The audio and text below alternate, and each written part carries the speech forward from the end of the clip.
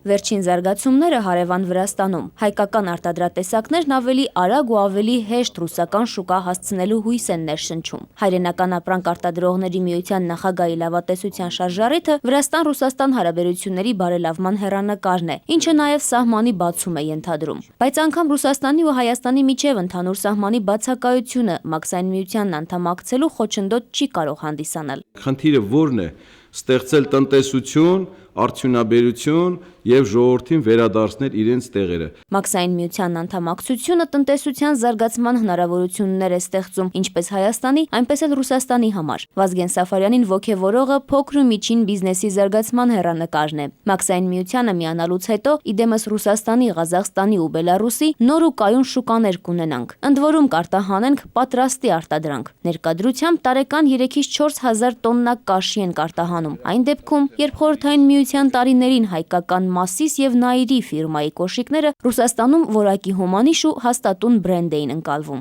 Մենք ունենք կաշվի գործարան, իտալական տեխնոլոգիայով հագեցված, որը կարող է վերամշակել կաշին, եւ մենք կարող ենք ունենալ մոտավորապես 5 միլիոն զույգ կոշիկ կարելու հնարավորություն եւ այդտեղ կապահովվի եւս լրացուցիչ 3000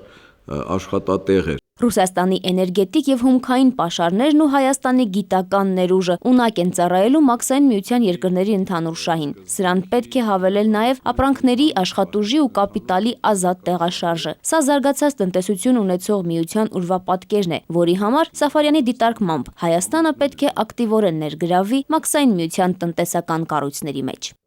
Թերեզա Կադաևչյան, Հայարփի Միքայելյան, ժամը լրատվական։